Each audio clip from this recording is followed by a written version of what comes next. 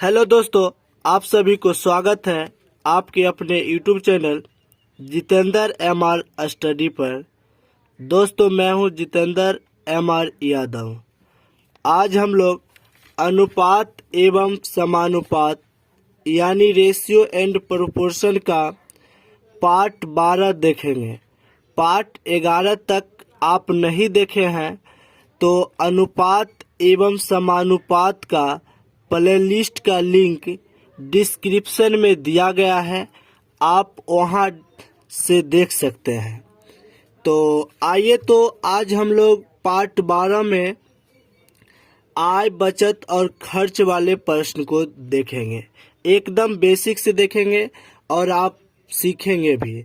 तो देखिए, तो आय बराबर होता है बचत प्लस खर्च। यानी मान लीजिए अगर आप 7,000 रुपया कमाते हैं मंथली, तो बचत मान लीजिए आपका 2,000 होता है और खर्च जो है 5,000 होता है। यानी कि आय अगर निकालना है तो बचत प्लस खर्च, तो आय पता लग जाएगा। अगर खर्च पता लगाना है तो मान लीजिए अगर आप 7,000 कमाते हैं और उसके बाद जो है मान लीजिए कि 3,000 बचत करते हैं, तो खर्च कितना होगा? तो 4,000। यानी कि आय माइनस बचत बराबर खर्च। तो इसी पर हम लोग कुछ क्वेश्चन देखते हैं। देखिए, तो क्वेश्चन है पी और क्यू के आय का अनुपात 3:4 है तथा उनके व्यय यानी खर्च का अनुपात 2:3 है। यदि इनमें से प्रत्येक 6,000 रुपया की बचत करता है तो पी की आय ज्ञात करना है। यानी पी का आय कितना है।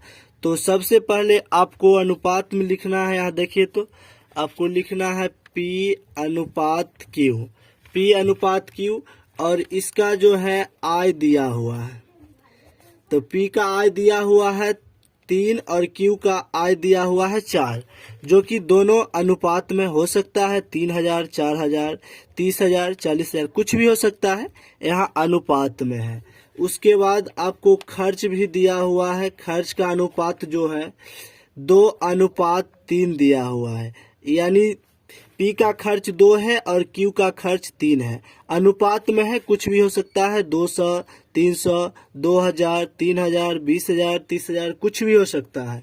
तो अभी आप देख चुके हैं कि आय में से अगर खर्च को घटाएंगे तो बचत आ जाएगा। आय में से अगर खर्च को घटाते हैं तो बचत। मान लीजिए कि आपकी आमदनी 3,000 है और खर्च कर रहे हैं 2,000, तो घट के कितना आ जाएगा? 1। तो यहाँ अनुपात में है, यानी 3 में से 2 घटाते हैं तो 1 हो गया। उसके बाद यहाँ अनुपात हो गया। फिर 4 में से 3 घटाते हैं तो यहाँ 1 हो जाएगा। उसके बाद देखिए, तो क्वेश्चन में कहा गया है कि यदि इनमें से प्रत्येक 6,000 रुपया की बचत करता है, यानी 6,000 रुपया जो है प्रत्येक जो है बचत करता है। पी भी 6,000 बचत करता है और क्यू भी। देखिए, तो ऐसा प्रश्न को शॉर्ट विधि से हम लोग बना रहे हैं अभी। इसके बाद लॉन्ग प्रोसेस आपको बताएंगे। जैसे यहाँ देखिए, तो 4 में से 3 घटाए तो 1, 3 में से 2 घटाए तो 1। अनुपातिक मान 1 आ रहा है। अनुपातिक अंतर जब 1 आएगा या 2 आए, लेकिन दोनों जगह सेम रहेगा, तब ये ट्रिक्स आपको काम करेगा। तो देखिए, तो अनुपात में तो 1, लेकिन प्रश्न में कहा गया है कि 6,000 रुपया की बचत करता है। तो एक अनुपात का मान 6,000 रुपया दिया हुआ है। तो प्रश्न में कहा गया है पी की आय। तो एक अनुपात का मान 6,000, तो पी की आय, तो यहाँ लिखते हैं पी की आय बराबर, तो यहाँ अनुपात में 3 है। अनुपात में 3 है। अगर इसी को हल करते हैं तो लिखेंगे 3 गुना, और एक अनुपात का मान 6,000, तो 3 अनुपात का मान 3 गुना 6, डेट इज 18,000 रुपया हो जाएगा। यानी पी की आय बराबर 18,000 हो जाएगा। या डायरेक्ट एक अनुपात का मान 6,000, तो यहाँ से भी आप निकाल सकते हैं। 3 अनुपात का मान निकालना है तो 3 गुना 6,000, 6 × 18,000 हो जाएगा। देखिए तो इसी प्रश्न को अगर लॉन्ग प्रोसेस से बनाते हैं, जब अनुपातिक अंतर समान नहीं रहे तो आपको ऐसे बनाना पड़ेगा। तो यहाँ क्या करना है, P अनुपात Q है, P की आई 3 है, Q की आई 4 है, उसके बाद खर्च दिया हुआ है 2 3। तो यहाँ देखिए तो x लगा देंगे, I में x लगाएंगे, यहाँ लिखेंगे P अनुपात का मतलब होता है बट्टा, यहाँ Q हो जाएगा। उसके बाद यहाँ 3x अनुपात मतलब बट्टा, यहाँ 4x। अब आपको क्या करना है, आय में से बचत को घटाते हैं तो खर्च आ जाता है, आय में से बचत। तो प्रश्न में कहा गया था प्रत्येक 6,000 रुपया की बचत करता है, प्रत्येक यानी P और Q दोनों। तो 6,000 दोनों में से घटाते हैं, देखिए तो 6,000 अगर घटाते हैं यानी आय में से बचत घटाए तो खर्च है, खर्च का अनुपात दिया हुआ है 2:3। तो 2 अनुपात का मतलब बट्टा और नीचे हो जाएगा 3। उसके बाद आपको क्या करना है, क्रॉस गुना करना है, क्रॉस गुना करना है। तो देखिए तो 3 तिया 9x हो जाएगा। उसके बाद क्या करना है, छत्रिक 18,000 हो गया। उसके बाद आपको क्या करना है, यहाँ 4 दूनी 8x हो जाएगा। उसके बाद यहाँ -6,000 को 2 से गुना करेंगे तो -12,000 हो जाएगा। उसके बाद आपको करना क्या है, इधर प्लस में 8x है, बराबर की इस साइड में आएगा तो 8x माइनस में हो जाएगा, यानी 9x, और इधर प्लस में 8x है तो बराबर में इधर आएगा तो -8x। अब देखिए तो अब आपको क्या करना है, यहाँ -12,000, इधर माइनस में है 18,000, तो बराबर की उस साइड जाएगा तो प्लस में 18,000 हो जाएगा। अब आपको क्या करना है, 9x में से 8x घटाएंगे तो x हो जाएगा, और यहाँ 18,000 में से 12,000 घट जाएगा तो 6,000 हो जाएगा, यानी x का मान 6,000 निकल गया। तो प्रश्न में कहा गया है कि P की आय, तो आपको यहाँ लिख देना है P की I बराबर 3x है, P की I 3x है, तो यहाँ 3x, तो 3 गुना x का मान 6,000, तो यहाँ 6,000, 3 गुना 6 तो 18,000 रुपया हो जाएगा। अनुपातिक मान जब बराबर रहे, समान रहे, तब आपको शॉर्ट विधि से भी बना सकते हैं, और जब अनुपातिक अंतर समान नहीं रहे तो आपको यही लॉन्ग प्रोसेस से बनाना पड़ेगा। P की आय 18,000 रुपया है, जो कि ऑप्शन नंबर सी में दिया हुआ है। नेक्स्ट क्वेश्चन देखिए तो A तथा B की आय 5:3 के अनुपात में है। A, B एवं C के खर्चे 8:5:2 के अनुपात में है। यदि C 2,000 रुपया खर्च करता है और B 700 रुपया बचाता है, तो A की बचत कितनी है। आपको क्या करना है, सबसे पहले यहाँ लिखना है A अनुपात B। उसके बाद यहाँ आय दिया हुआ है A अनुपात B का, तो यहाँ दिया हुआ है 5:3, ये हो गया A अनुपात B का आय। उसके बाद अगर खर्च की बात करते हैं तो यहाँ देखिए तो जैसे यहाँ दिया हुआ A अनुपात B अनुपात C, तीनों का अलग अलग निकाल देते हैं। तो यहाँ खर्च लिखते हैं, खर्च बराबर हो जाता है यहाँ 8:5:2। A B C का खर्च का ये अनुपात दिया हुआ है और ये A अनुपात B का आय का अनुपात दिया हुआ है। प्रश्न में कहा गया है कि यदि C 2,000 रुपया खर्च करता है, तो खर्च का अनुपात तो ये है, तो C यहाँ अनुपात में 2 खर्च करता है, अनुपात में 2 करता है, लेकिन रुपया में 2,000 करता है, यानी 2 अनुपात का मान 2,000, तो 1 अनुपात का मान 1,000। तो यहाँ B का अगर निकालते हैं तो 5 अनुपात का मान यहाँ 5,000 हो जाएगा। उसी प्रकार यहाँ 8 अनुपात का मान यहाँ 8,000 हो जाएगा।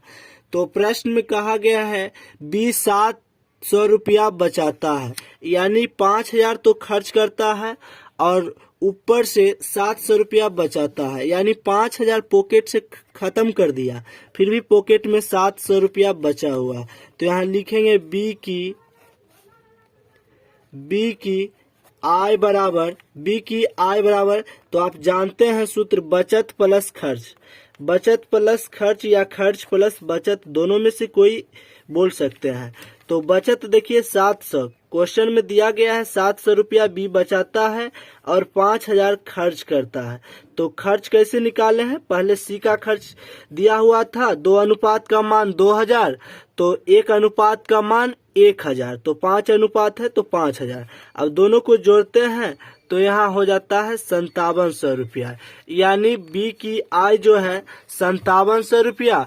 तो देखिए तो यहाँ अनुपात में दिया हुआ है ए अनुपात बी, यानी 5 अनुपात 3, तो बी का यहाँ अनुपात में मान दिया हुआ है 3, तो 3 अनुपात का मान यहाँ देखिए तो 5700।